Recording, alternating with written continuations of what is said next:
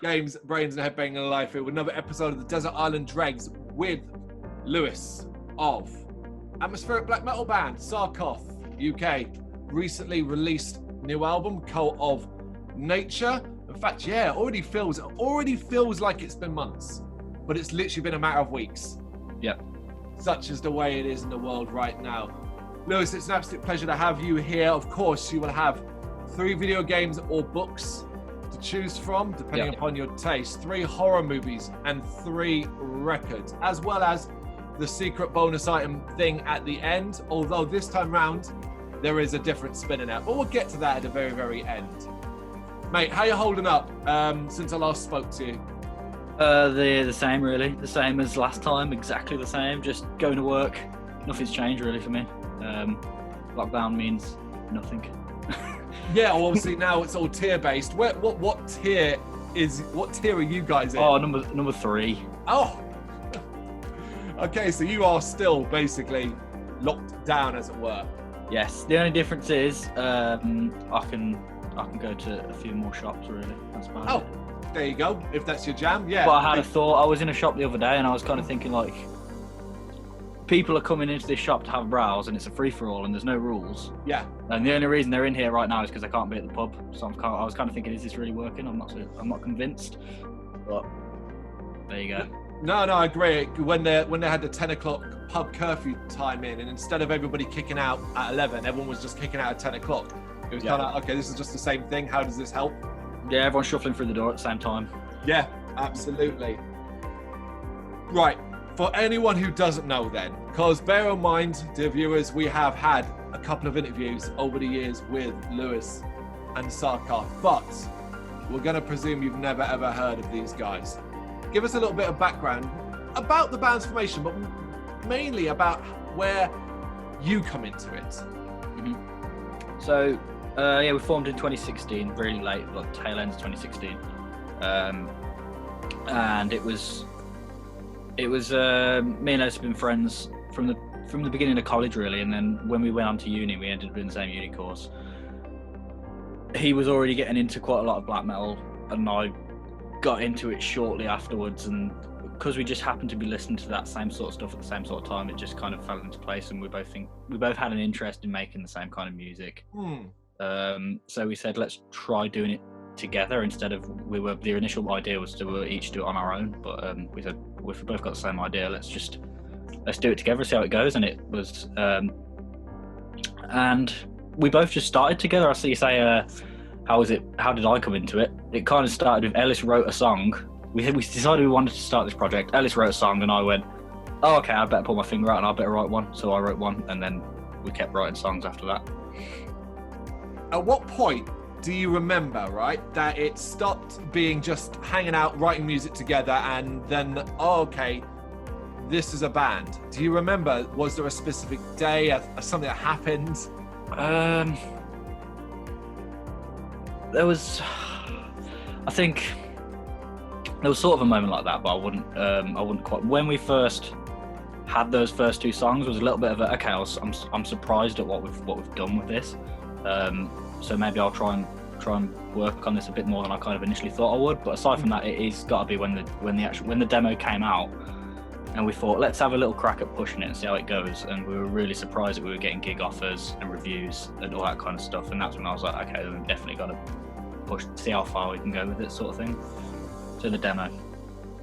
Okay, that makes sense, I suppose, because his demo you get out in the world, but already since then you followed that up with your debut album, an EP, and now your second album a matter of weeks ago. Are you surprised at the speed in which you've managed to get all this music out? Yeah, I am surprised because weirdly it feels like quite a long time. I was kind of thinking like by the time it came to, we started writing the second album as soon as we finished the first one, pretty much. And by the time it come out, I felt like we've had this album for like ages, and it's not come out. And I kind of thought people are thinking we've probably disappeared off the face of the earth. And then I realised it's only been 2 years, which is standard kind of wait time between albums. But it felt like so long, and I think that's because of the amount of gigging we were doing in that time. So it feels like we've been around a little bit longer than we have, I think. It does. You forget, as you say, tail end of 2016, a demo in 2017. That is literally 3 years ago, and it feels like a lot longer. Everything does, you know. Before we did this interview, I was thinking, oh yeah, what can I say? And what can I say? And it's like, okay, we ran into each other. Bloodstock a fair bit here and there. And it's like already that feels like a decade ago. Yeah. So weird. Especially with the COVID situation, everything feels a long time ago now. Like, remember when gigs were a thing and festivals were a thing and Bloodstock was a thing? Tell me about it. How do you feel, actually, talking about then, how do you feel, without going into massive deals about your opinion on vaccines and stuff, that's not what I mean. How do you feel about the idea of the light at the end of the tunnel and the possibility that 2021, come, say, late spring, early summertime, we could actually be in some sort of position where you're able to go to live shows again? Yeah, I think from what I'm seeing, it's looking quite hopeful that we might have some festivals next year. Obviously, I don't know, but and you know, there's that possibility that maybe we'll have our downloads, our Bloodstocks, but they might not be quite what they were before. There might be some changes and stuff. I'm not quite entirely sure how they would enforce a lot of changes for a festival environment where you've got however many thousand people all drinking alcohol and doing whatever. But I reckon, but you know, I'd rather it be different than no festival at all. But we'll have to just see how it goes. So if the opportunity arises, would you be cautious about going to a gig, or would you be straight out the door? I'd like to tell you that I'd want to be sensible and cautious, but if there was a gig that didn't get cancelled and it was a band I wanted to see, I'd be going to it, no question. There you go. Can't argue with that. Right, first choices then. Are you a gamer, are you a reader, or a combination of both? I am a bit of both, but I'm going to go games out of the two. Right, let's hear it then. Let's start with your first one. Okay, I don't know for sure, but I reckon you've probably had this one a few times, or I'd be surprised if you hadn't had it at least once, but it is Legend of Zelda Ocarina of Time is my first choice. I think it's come up before, but it's certainly not a common one. I was expecting you to say Final Fantasy VII. That seems to be the more common one, but Ocarina of Time and the Nintendo 64. Yes. The obvious thing is why? Why is that important to you? It is just my favourite game of all time. Because it's just kind of, I think Nintendo in general, the way they do things, they have a way of music, soundtracks, but also like just little sound effects and stuff like that. They have this, they know the psychology of the people playing, and they can trigger nostalgia unlike anyone I've ever known, and that's the one for me. It reminds me of being a kid, and I just think the game's amazing, especially considering how pioneering it was for its time. But I kind of every now and then, every few years, I'll just go and play it again because I have to, because I just love it. I love the music, I love the atmosphere. It's a good amount of dark, but it's not a super dark game, unlike I'll be talking about a little later on. Oh, okay. No, I mean, I'm an absolute massive fan as well. I have to ask then, was that your entry point into Zelda, Ocarina of Time? It was would have been so young when I started playing them. I couldn't tell you if I would have played that first or if it was A Link to the Past. It would have been one of the two.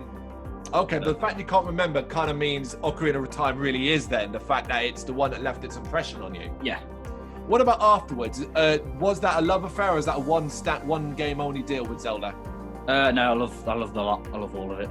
So, Even the there is one or two I haven't played, but every one I've ever played I love. So.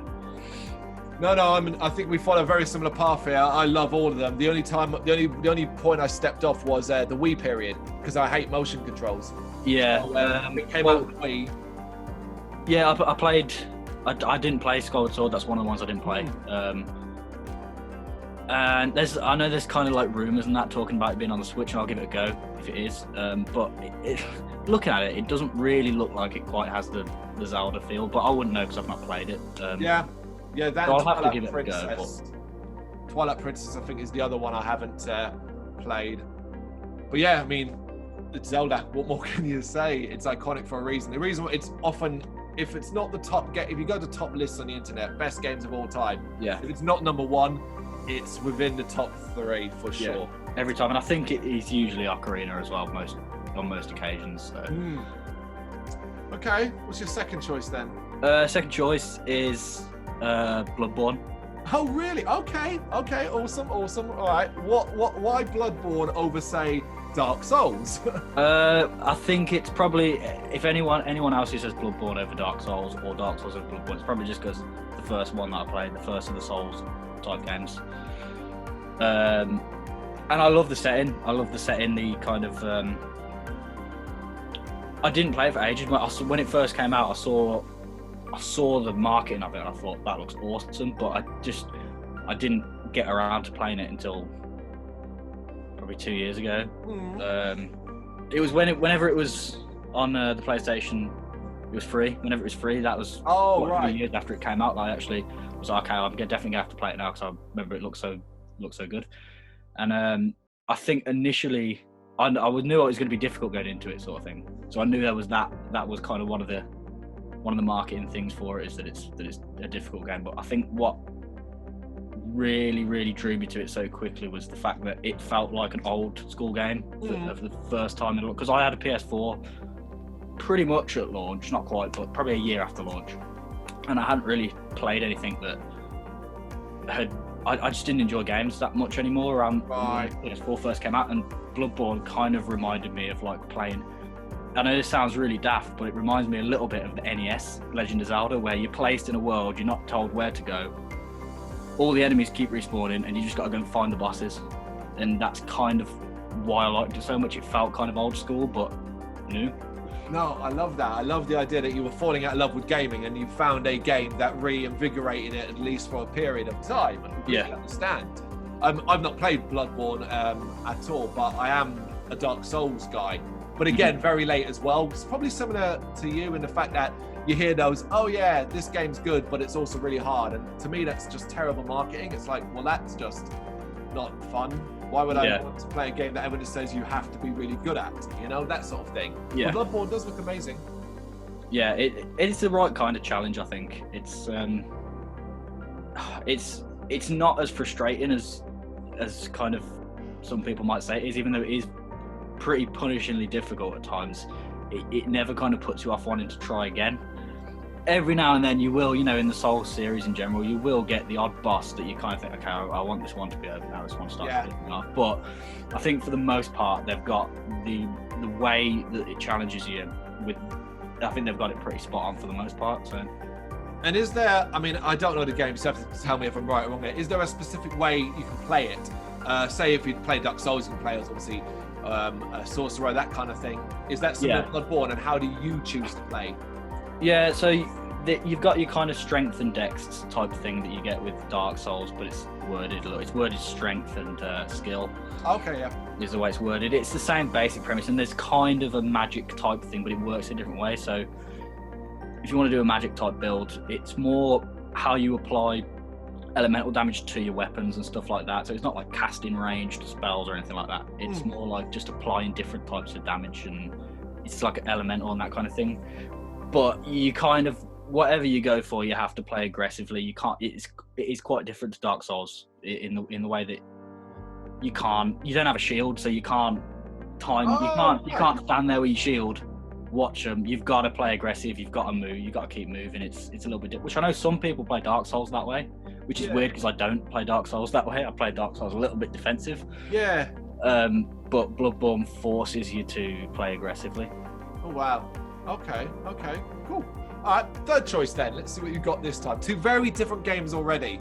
Yeah, but there is a link. There's a link on all. There's not quite a link. That was an unintended pun. But yeah, the third one is Mass Effect 2. Oh wow, Mass Effect 2.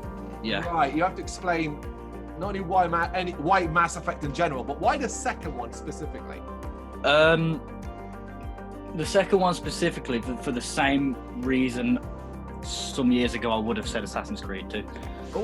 This is what I would have said a few years back, but it's because I played the first one and fell in love with it, and the second one was just everything I loved, but just done better. So it's just kind of like, I got Mass Effect 2, sorry, the first one, I got one, when I bought my Xbox 360 when I was really young. It came as a bundle. It's a game I would have probably not bought at the time because I was quite a bit younger and I was playing different types of games, but I probably wouldn't have bought it, but it came bundled with my Xbox, and I was like, it's the first time I'd ever played a game that felt like I was watching a film, because how cinematic the story was, and how much you control the story, and that's kind of why I fell in love with it. And then the second one was just better in every way. So, did you finish the trilogy? Yeah. Okay, then the question has to be, as everybody knows, it's a very controversial ending. How do you feel about said controversial ending? I don't really like it, but I kind of feel like any story that grabs you really, really like, and you stay with for years and years and years. You know, Game of Thrones was the exact same situation. I almost don't feel like you can end a big, grandiose, epic story in a way that's going to make anyone happy, because it's one of them things, you just want to keep it going. So I kind of feel like no matter what, they're kind of screwed on with these types of things. I don't think when I think that Game of Thrones is the big one, when I watched Game of Thrones, I was thinking like, oh, that last season, I just really didn't like it. But at the same time, I'm saying to myself, I'm going on, but what would I have done different? How would I have done the ending? I don't really know. It's a little bit the same Mass Effect, I think. I think you've got a very, very fair point. You almost back yourself when you're creating something so large and so world spanning and stuff like, you back yourself into a corner. Yeah. And you've got to find a way to end it. And as you said, inevitably, it's funny. It's the only thing I disagree on is that you will upset a section of the fan base, no matter how you end your game or movie or TV series. But when you're upsetting everybody, it was. There was no one that said, "Oh, it's a great ending." Yeah. For sure. Did you end up playing the DLC that was a tagged on bit that kind of extended upon the ending with a party one? No, I know what you're talking about. I didn't play it though. I think they tried to, from what I heard, they tried to fix the ending because everyone hated it so much. But it's kind of like, you can't unsee that shit. No, I'm not sure that's the best way of doing things. Really, I think you got to try and stand by what you've already done a little bit. Yeah, I mean, you're right about Mass Effect 2, though. I mean, ultimately, it is taking what Mass Effect did one did, improving upon it, bigger, epic. From that opening intro where you're basically in the ship getting wrecked and destroyed, and beautiful to the ending. Spoilers, where the last scene is you see the Reapers approaching from the space and stuff like that. It's I completely get it. And I have to ask as well, then have you continued with Mass Effect into like Andromeda? No, I bought it on PlayStation Network on the sale, and I just, like I said, I don't really play games as much now as I did, so I just haven't got around to it. That's it, innit? When you buy something like that, you're like, I'll get to it eventually, but that game is in theory a time sink. So if you don't have the time, you don't want to start it. Yeah, you know, I've got so many things like that. Like, I've got what was the last Arkham game, Arkham Knight. I got that when it came out, full price, and it's never taken it out of the case. Like, I've got so much for the PS4 that I've just not touched. So you'll get there one day, many years down the line, it'll still be there. Okay, moving on then. Right, yourself, we want about your own background, in particular, how and when you picked up a guitar. Yeah, okay. So I first ever picked up a guitar, I would have been 8. Wow. And I remember what that was my uncle would have been, I think, in his 20s at the time. And he had a guitar, and he had a bit of a phase of starting to learn the guitar, but he never really went very far with it. But whenever I saw him, I was like, "Oh, can I have a go?" And he showed me how tabs work, and he showed me some basic things, and I just really found it fun. So I said, I really would like a guitar. And so my dad got me my first guitar when I was 8, and then I kind of played on and off, but I wouldn't say I actually started playing seriously probably until I was about 14 or 15. So yeah, I've had a guitar since I was 8, but I kind of really started to properly want to start playing it at around 15. What happened at 15 to make you decide, hey, I want to really learn this? I don't know. I always wanted to, but I never had lessons. Well, I had a couple of lessons when I was at school, but I never really had lessons, and I was kind of like, I think I just reached an age where I was actually like capable of actually teaching myself properly instead of being a kid who couldn't really teach himself, kind of thing. Does that make sense? Well, you know, that does make sense. So you are completely self-taught? Mostly, yeah. Like I said, I did a few lessons for a little while, but yeah, pretty much. I don't know if you just heard that. Sounds like there's something's going on. All good. But pretty much completely self-taught. Yeah. I kind of feel like if I went and tried to take some lessons now, which I've been tempted to do a few times, you know, should I start lessons, start learning this properly? I feel like it's going to be really weird because I've probably learned so many strange shortcut ways that are the wrong thing that it'd just be messed up, and I think I'd best just keep going how I'm going now. Well, there's a strong argument considering the body of work you've put out there and your own improving talents over those years that you're well on the path without, you know, to continue exactly as you've been doing. Yeah, it's kind of like the weird thing about learning an instrument yourself, and guitar's one of the ones you can really get away with it with, where if I don't really know, I don't know music theory, but I do know it. I just don't know that I know it. And what I mean by that is when I'm writing a song, I am using scales. If I write a solo, I'm using scales. I couldn't tell you what scales I'm using, but the fact that it sounds listenable to the ears means I am using music theory and I am playing in scales and I'm playing in key. I just couldn't tell you how I'm doing that. I just am. That makes sense. Okay.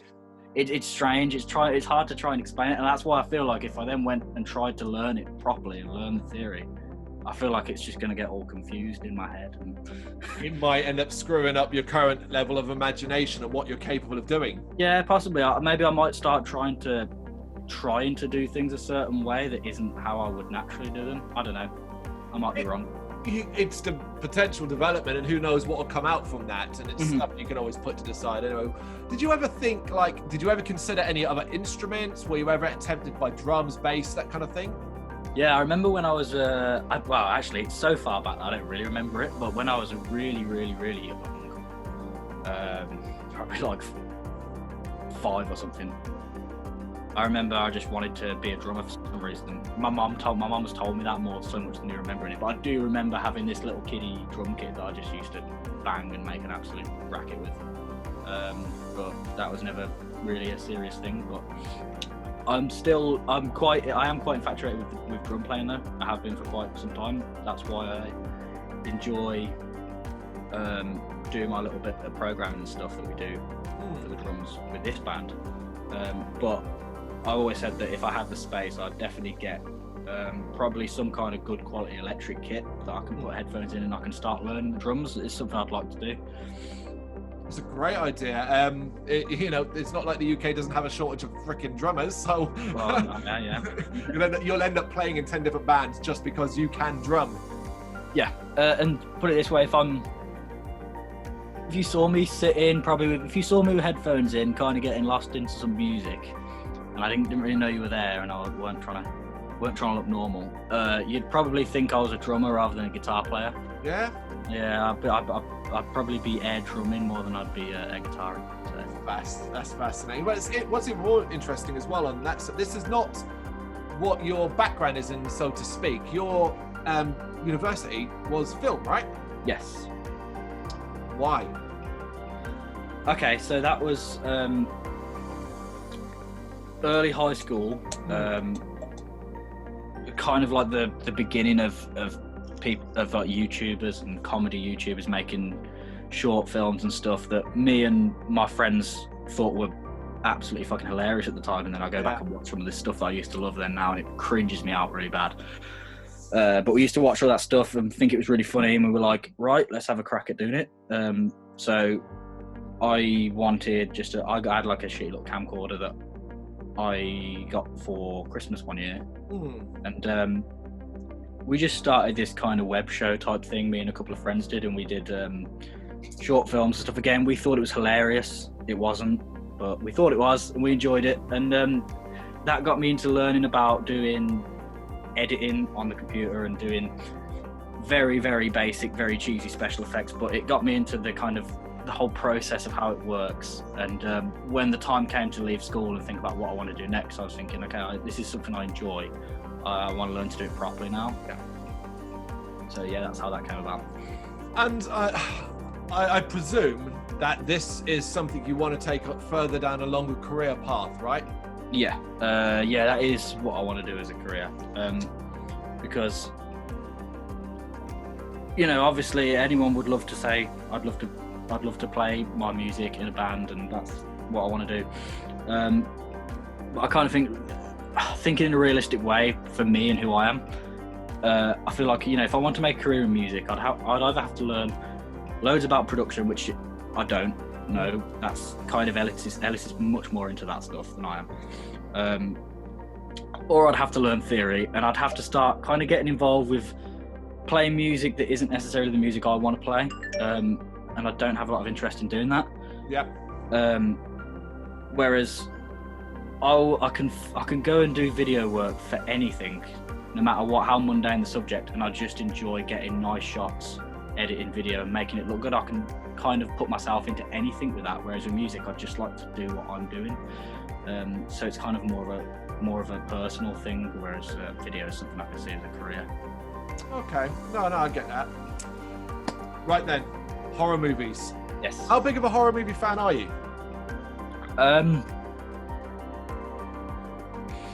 I'd like to tell you I'm a really big horror film fan, but I've not seen nearly as many as I should have done, because there is quite a lot out there, man. Yeah, I started off.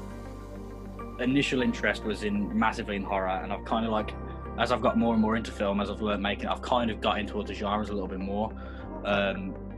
So I kind of missed out on so many like classic films that I need to see. But I do like horror films a lot. Awesome. What's your first choice then? My first choice is my all-time favorite film of any genre, and that is The Shining.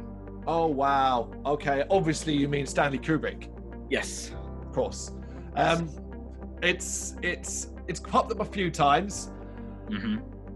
Now it's hard for me because I'm not a fan, but I'm not a fan because it just isn't my type of horror that I enjoy most of the time anyway. Yeah. However, I recognize it's obviously an iconic film. It's incredibly well shot, directed, and all the stuff you need in a good film. Mm-hmm. What is it about it that makes it your all-time favorite across all genres? I mean, that's a hell of a statement. Yeah. Well, Stanley Kubrick across the board is my hero in filmmaking.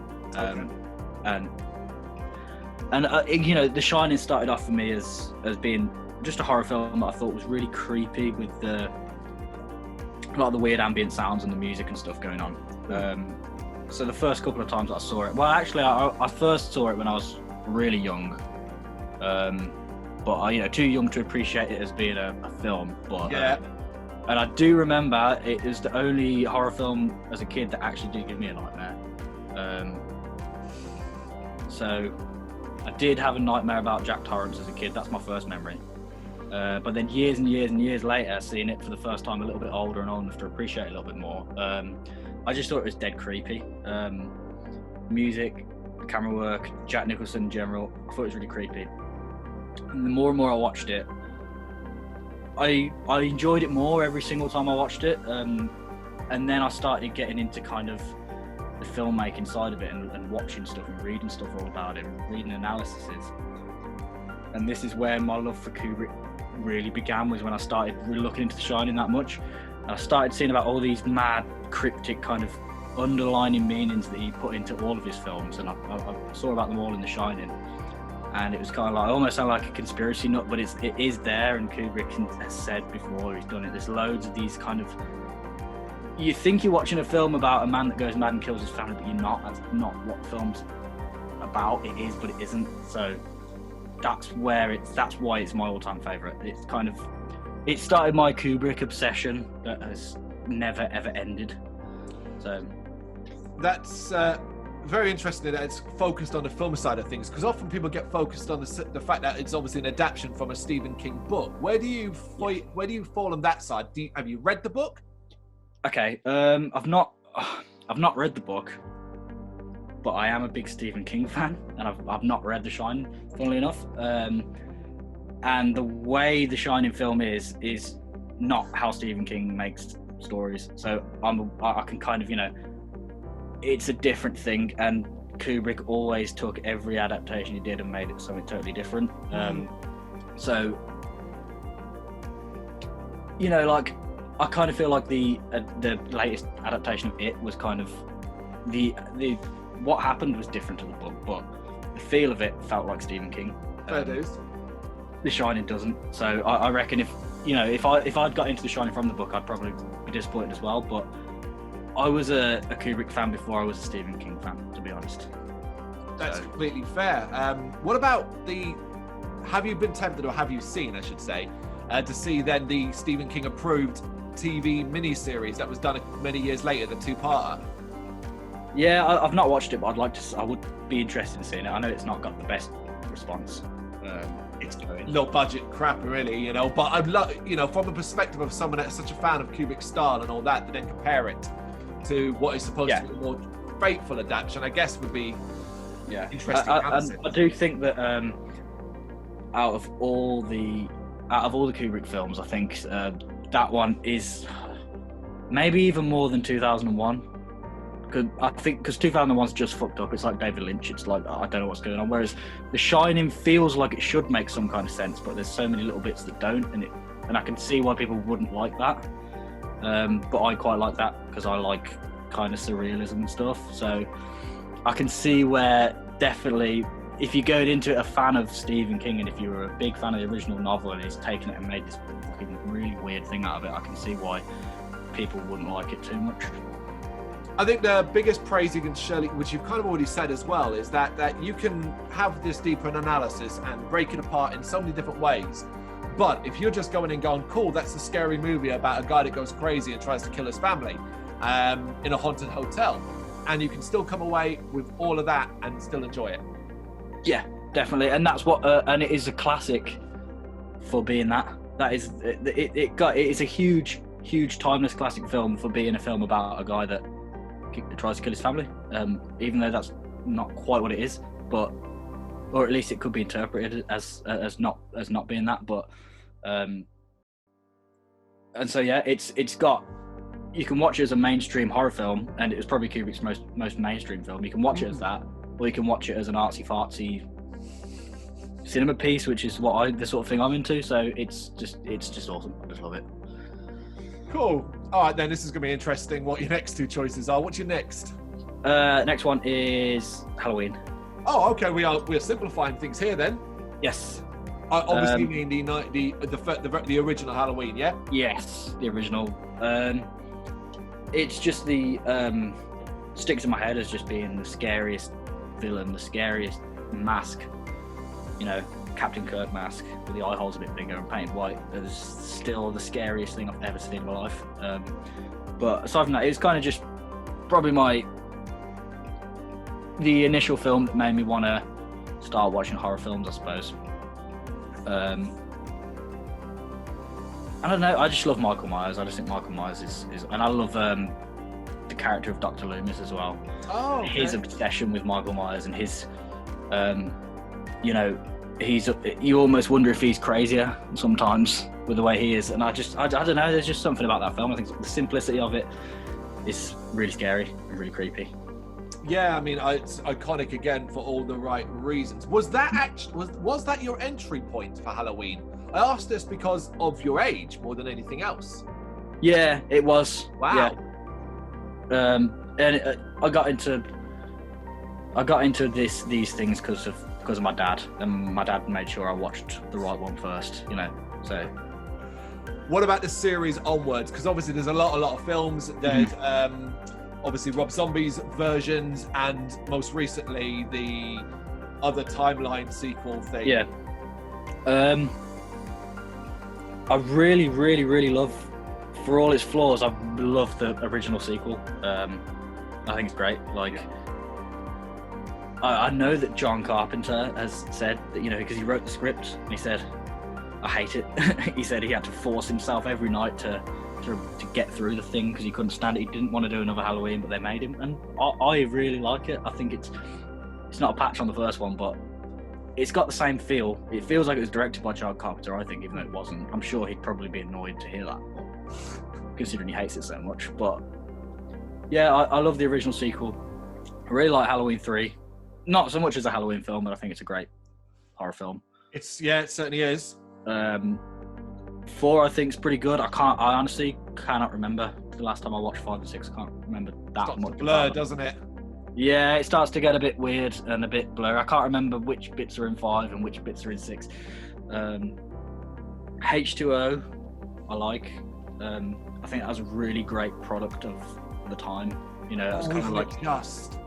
Yeah, you know, it's the Halloween Scream kind of blend. It was playing off the fact that Scream was huge at the time, and it did it really well. And it still felt like Michael Myers, even the mask looked shit. Yeah, it still felt like Michael Myers, so I really liked that one. Pretty much the perfect Halloween film they could have made in the 90s. I think Halloween Resurrections.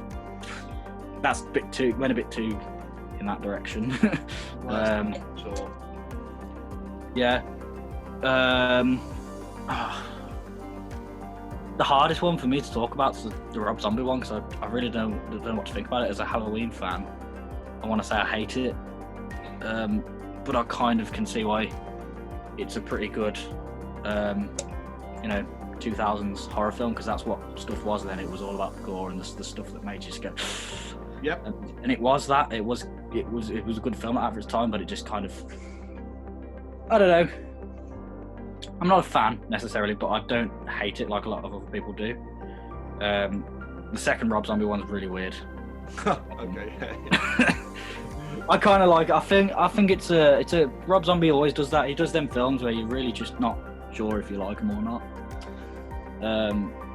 But at the same time, he's got a style, and I can't really argue with it. The fact that he makes the films he wants to make. He doesn't really do what he's pressured. I'm boiling here. I'm literally about to erupt. Yeah, you're right, mate. He does have a style, and he's been making that same movie over and over again since The Devil's Rejects. Yeah. Yeah, the guy. I think I don't want to go on tangent, but I think the guy's a hack these days. But there you go. What about the most recent Halloween? What were your thoughts on that? I've just recently rewatched it because I watched it when it first came out in cinema, and I think it's really good. I kind of like, again, a little bit like H2O. It's kind of like feels really faithful to the original while being definitely a product of this era. It feels like it was a good blend of the old school Michael Myers with the new. It kind of got rid of the weirdness of 5 and 6, but it didn't try and change him too much like the remake did. It didn't try and make him this 8-foot tall monster. It was still the old Michael Myers, but it added a little bit of the gore, and it was done well. I don't know. I liked it. Second watch, I don't think I quite was as in love with it as I was when I first watched it. And I think the reason I loved it so much the first watch was just because it was a new Halloween film, and it was the most faithful to the original that we've seen yet. Yeah. But I think it's good. I think it's good overall, and I look forward to seeing the next one. I think that's fair. You going for all of them, it pretty much comes into most of them you've enjoyed or like at certain periods of time, but ultimately it doesn't change anything. You're going to go back to the first always. Yeah. All right, your third choice. Okay, the third one's not. It's arguable that it's a horror film, but I've heard this before. You are? I've heard this before, where it's arguable if it's a horror film. Yeah, I could pick a horror film, but I just know I like this film more than any other horror film I'm going to say. So I think it's got enough horror in it to warrant a place. But American Psycho. Oh wow! Okay, that was not what I expected at all. Completely. I'll be honest. I was expecting to say Aliens. That's what everyone says. Yeah. Horror thing. So I would consider American Psycho a horror/thriller. Yeah, it's more of a thriller, and it's at times. I don't know. It depends on the person, but it almost seems like it's a comedy at times. Dark comedy. It is. It's undeniable that some bits are hysterically funny in it. And I think I first watched it. That's a lot more recent for me than The Shining and Halloween. Getting into American Psycho. But I watched it, I loved it, I thought it was great. And then now, for me, it's the film where if I'm on Netflix and I'm going to watch something new, I'm going to expand my horizon, I'm going to watch something new, and I'll scroll through all of Netflix. And I'll just go, fuck it, I'm going to watch American Psycho. Okay. I just really find it entertaining. There's no deep level to it. I just really think it's Christian Bale's best performance, and I just find it just as entertaining every time I watch it. Okay. Was that your introduction to Christian Bale? Because it was mine. No. It would have been the Dark Knight trilogy. Oh, cool. Okay, I'm going to go back to this again because unfortunately you brought up this film. Have you read the book then? Of American Psycho? No, but I have the book because I saw it in. They had this deal at HMV. And they had a big selection of books for like 2 for $5. American Psycho was in there, so I was like, I've got it there, ready for it. It's on the list. Awesome. But I've not read it now. No, when you do, you'll have to let me know because I'd be fascinated for you. Because however extreme you might think the movie gets, the book, so much was cut from the book that when you read it, you're like, yeah, that could never have been in a film. Yeah. Like, funny you say that. I just not long finished reading the book of A Clockwork Orange for the first time, and it's weird because we were going to heard about how different The Shining is. I was reading the dialogue and stuff in A Clockwork Orange, and it was word for word exactly the same for the most part, and I was like, it was like the film was playing in my head as I was reading it. I couldn't believe how close most of it was, and then there was one bit, and I was like, yeah, they really had to dumb that down in the film. Considering the film is pretty extreme when it wants to be. Yeah, especially for its time as well, being an early 70s film. But yeah, there was one bit I was like, yeah, they definitely had to change that. But that was a weird one. Yeah, that's kind of a little bit off topic. Oh, it's been brilliant. I love your choices. Before we get to the records, then, right? Let's see if we can narrow this down. Where do you reckon your interest in rock, heavy metal came from? Again, same as film. My dad got me. My dad was always into it, and it was just the first music that I heard in my ears, knocking about the house and that. What were your earliest memories? What music, band-wise, do you remember kind of hearing around your house? Yeah, so the earliest is the Ozzy solo stuff. Is the first music that, again, it's that thing where I said Nintendo triggers off the nostalgia thing in the brain, the chemical. Hearing any early Ozzy solo stuff, it's the same thing. It just reminds me of, this is the first music I ever heard. It reminds me of being a kid. Because it was just straight up just the first stuff that I heard and remembered. Oh, wow. And then after that, my dad showed me some, as I got a little bit older, he put the Rock in Rio Iron Maiden concert on. My dad used to have this, when I lived with my dad, he had this obsession with building this home cinema. Oh, he built it, and I really fucking wished I was old enough to appreciate it at the time when we had it. But he put the Rock in Rio Iron Maiden concert on there, and the whole Eddie, he was like, oh, Eddie's going to come out in a minute. I'm like, oh, when? The whole Eddie thing I loved, and then the songs started to stick in me, and I'd find myself, I'd be a little kid singing the Maiden songs and that. And that's kind of the first two, I suppose, main ones. Okay, yeah, makes sense. So you got that classic metal kind of thing. What was the gateway band that then was in the middle, I guess? So you went from that into whatever your own taste was, and then obviously onto your current direction the harder and heavier stuff. What was the gateway? Definitely the gateway into Go My Own Way was Slipknot. Oh, wow. I say Go My Own Way, I come a little bit from my brother, because my brother's a diehard fan and has been for as long as I can remember.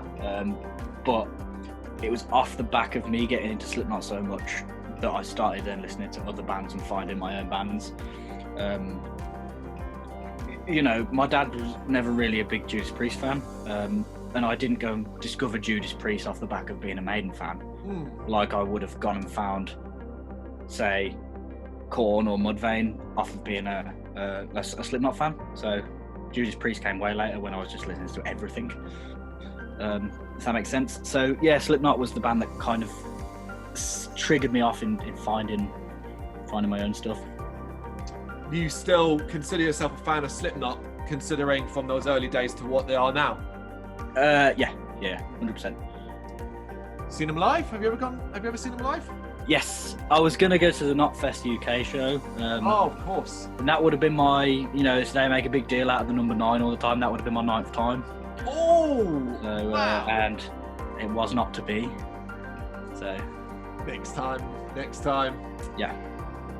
What about where generalize here, because you haven't got to just list bands. Where does your taste lean towards more these days? Honestly, I'm just kind of I've always been the same really, but I just have phases all the time. So I started getting into black metal and stuff, and that was all I'd listened to for a while. And then I'd just go back to some of the other stuff that I used to listen to again. Sometimes I'll do that. Sometimes I'll go through no metal at all. I'll have a little phase of that. I had like an interesting phase a little while back where I was going back to, I wasn't listening to so much black metal and death metal and stuff. I was listening to, the stuff I used to love, like Slipknot stuff, but I was bands that I never got into at that time. I was getting into Killswitch Engage after I'd already gotten into Emperor and whatever. And it was like, I was like, oh god, shit, I didn't realise how good Killswitch Engage were at this sound. So it's mostly metal most of the time. But almost week by week it changes, so it's kind of hard to say. You're a man of many tastes, which is a good thing. That's a good thing. But what would you say, if you could pin it down to one band, what would you say has been the biggest influence on your sound in Saarkoth? Ooh. Because the expectation is people would just naturally start presuming and pulling out, oh, it's going to be black metal bands. But what it may not be. It's a hard one to say because I'll say Winterfell is probably the main band that I would say influenced the sound that we do. Okay. That doesn't necessarily mean, I'll talk about one a little bit more when we go into the albums. There's some rather surprising stuff that influenced the way I play the guitar for Saarkoth. But I'll get into that with the albums. I'm not going to go there. I'm going to say Winterfell is the band. That's a fair point, and perfect point, perfect area to start. Let's do the records then. Let's roll with your number one. Okay. Number one. I know for a fact you've had this one before, but that is Woods of Ypres, Woods 5, Grey Skies and Electric Light. That's my number one. Okay. Why that record?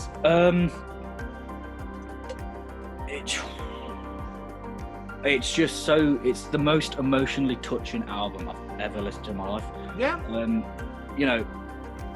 I got into Woods through a friend who said, listen to this album. And I listened to it and I kind of like, I wasn't sure at first. I feel like most things take a few listens before you kind of get it. But I started to really like the sound of it, and then I started hearing the lyrics and stuff like that, and I've never really had another artist be able to, I feel like I know the person even though they died several years before I knew they existed. So the person who wrote that music and wrote those lyrics, I just feel like it's really personal and it comes across personal. Loads of artists do personal music, but I found it touching to hear this person talk about it. These lyrics kind of sound like diary entries. They're not too poetic, they're not metaphors, it's just this is what I'm thinking right now. And it's fascinating to listen to, and it's really touching, and I think the music backs up the vibe perfectly. The music is composed in a way that just makes everything come together. It's one of the most emotionally kind of emotionally draining to listen to, but I can't get enough of it. No, I love that. It's incredible to hear when anyone talks about an emotional connection towards any kind of music. It's kind of what any artist dreams of. Yeah. That someone will listen to an album or record or single or whatever and feel something from it. So that's incredible.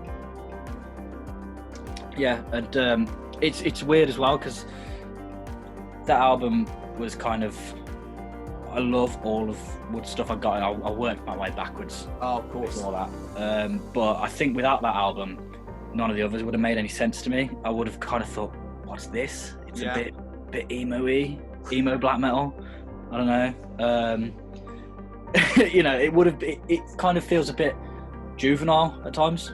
Some of their stuff can, but when you click as to why that is, it's because he's just being himself. He's not trying to be anyone else. He's just giving you his thoughts, and sometimes people have childish feelings, childish emotions, and he's not hiding that. He's just being himself, and that's why I love that band so much.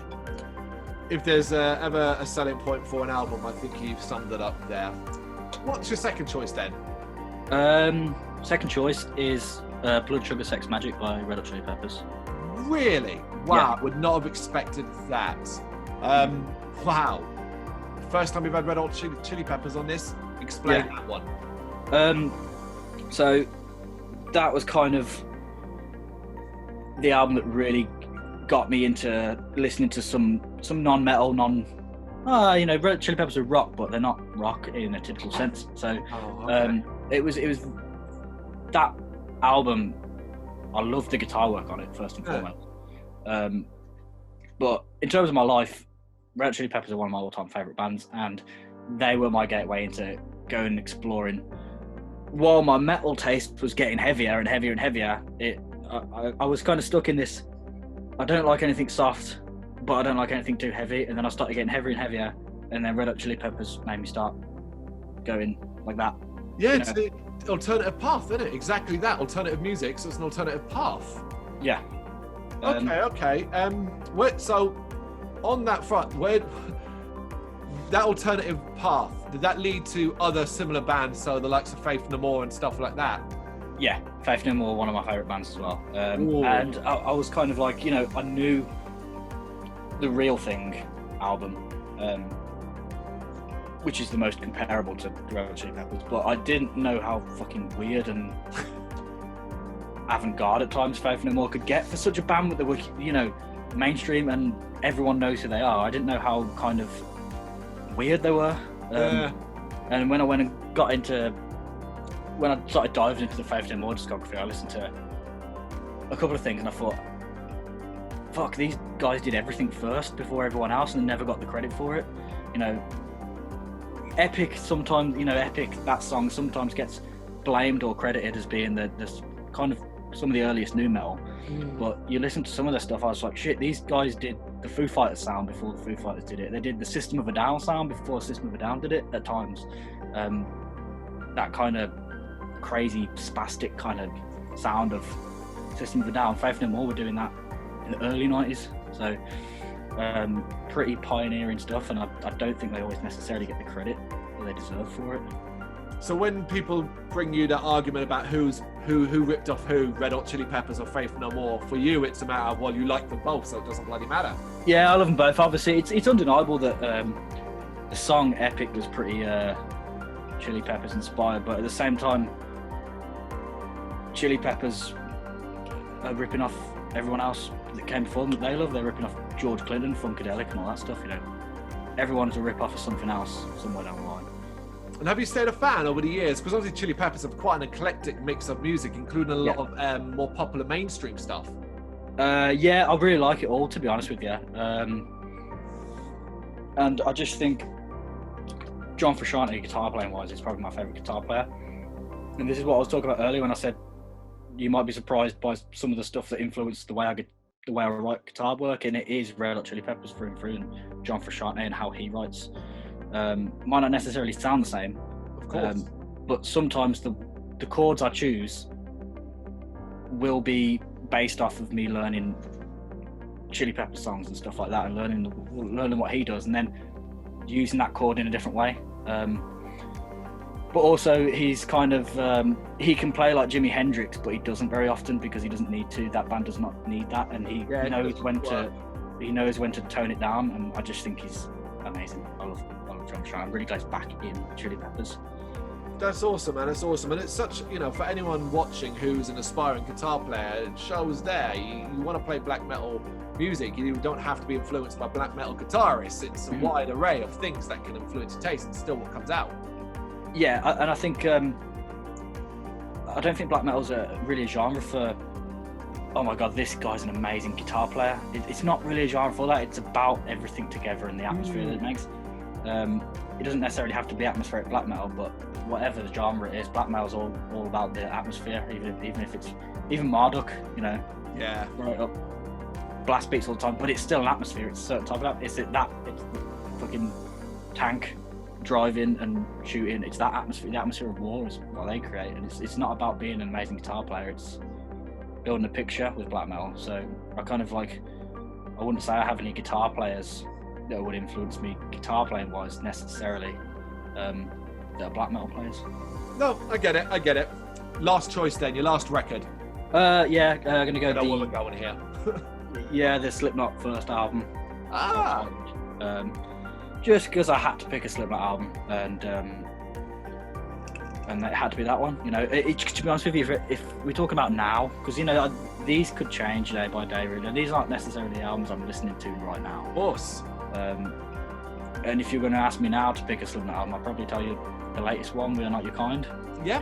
It's just the perfect modern Slipknot album. But overall, looking back on the nostalgia and everything, it's going to be the first one. Okay, yeah, okay. I mean, obviously, Slipknot's already come up, so we can't understand why Slipknot.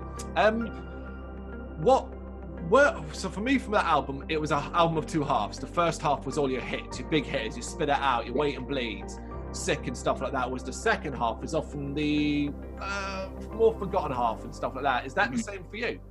Or is it all the way through for you? Yeah, on first few listens it would have been, but and that's kind of a trend with Slipknot. They tend to do that. They tend to, all the songs they know people are going to be like, yes. They bang them in the first half, and then they start messing around and getting all weird and artsy in the second half. They did it with We Are Not Your Kind. They did that with Iowa as well, and to an extent they did that with all their albums, to be honest. But I really like a lot of the stuff I like the whole album. Yeah, I could happily listen to it. But again, Slipknot's a band that you can just whack the hits on and have a great time. And if you're in the mood, I think they do a good full album experience. So.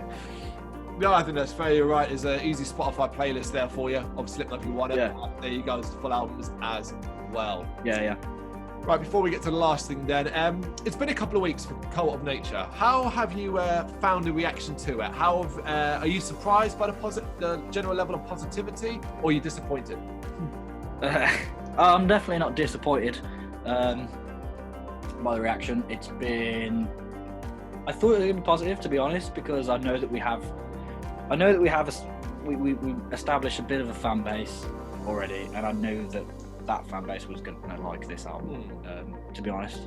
So, but I have been surprised. We've got quite a lot of new listeners off of this album, because we've got it on a couple of the YouTube channels and that. Some of the channels that I have discovered music off of, that uploads full black metal albums and stuff, and got quite a lot of really some of the most random countries I've never heard of.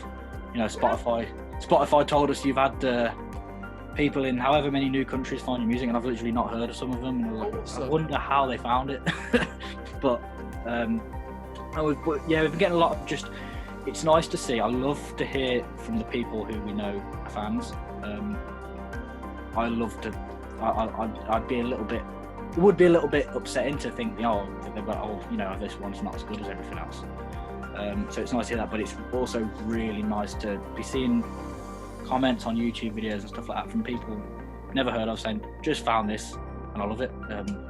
Been surprising and really quite nice. Yeah, I mean, sounds like you're selling out already. Yeah. That's it. I mean, to be fair, I did say to Alice one that I was like, are we hipster black metal? Yeah, I think we are. Okay, all right. And although I probably already know the answers, because we chatted on you a few weeks ago, what's going on in the Saarkoth camp as of right now? Are you just chilling out, Gonna enjoy the Christmas period, that sort of thing. Yeah. Not really doing much at the minute. I know Ellis has got a couple of demos that he sent me that I really like, but there's no really set way of doing things. We know we want to do the next one. We don't want to start on the next one, but there's no real rush to do so either. We'll just keep it. I'm sure that it will go as it usually does. Ellis will have a shitload of songs, and I'll listen to everyone and go, "Oh, they're all good. I need to start writing some myself." It's usually the way it goes. I tend to kind of get on the Saarkoth kind of where we need to be, the headspace. I tend to get on there a little bit later than Ellis. Right, he's there, you're here, and then boom, and then you're Ellis is in 24/7 in it. It's kind of me. I kind of fluctuate, and then I'll have a song. One day, I'll be playing the guitar. Someone will come to me. I'll have a song, and then I'll have loads. So just waiting for that day at the minute. Oh, it sounds like it's always around the corner at some point. Yeah. Or another for you guys. Right. Normally we would wrap these up by revealing the secret thing, which is something you can't live without, something you feel like you can't live without. However, because this is being recorded in December, so give me a minute. And it's being recorded in December. Oh, yes. And I want you to give me then, and you're going to have to do this off the top of your head, unfortunately, something that you would bring that feels Christmassy to you. Something that embodies Christmas to you specifically. What would I... Oh, fucking hell. Yeah, I know. And it could be anything. It could be a movie, it could be an album, it could even be a game, although Christmas games are few and far between. So there is that side of things. Yeah, and I've got very many... Does it have to be an album, game, anything you want. Anything you want. Anything. It can be food, it can be... Except the person. That's the one thing it can't be as a person. Okay. Wow. That's tough. As long as you need. I'm going to have to bring a... you know what? It's Christmassy, but it's not just Christmassy. I'm going to have to bring a... while I'm watching my horror films, playing my games, I'm going to have to bring a Christmassy beer. Okay. Is there a specific one? Christmas time, it's going to have to be a dark, a stout, a porter, something. Not sure what one, but something like that. Perfect. That's exactly it. Right.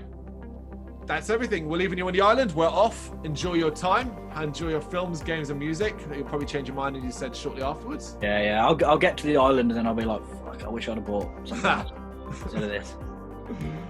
Lewis, thank you so much for your time. Yeah, thank you. It's been fun. Thank you very much for watching. You can check us out on gbhbl.com as well as on Facebook, Instagram, Twitter, and Tumblr. Go to Patreon and help us out over there. That's patreon.com/gbhbl, as well as Big Cartel, where you can find some of our merchandise. We have a podcast running on SoundCloud and Apple Podcasts. And of course, if you like this video, do us a favour, hit the subscribe button and help the channel grow. Games, horror and heavy metal. What else is life for?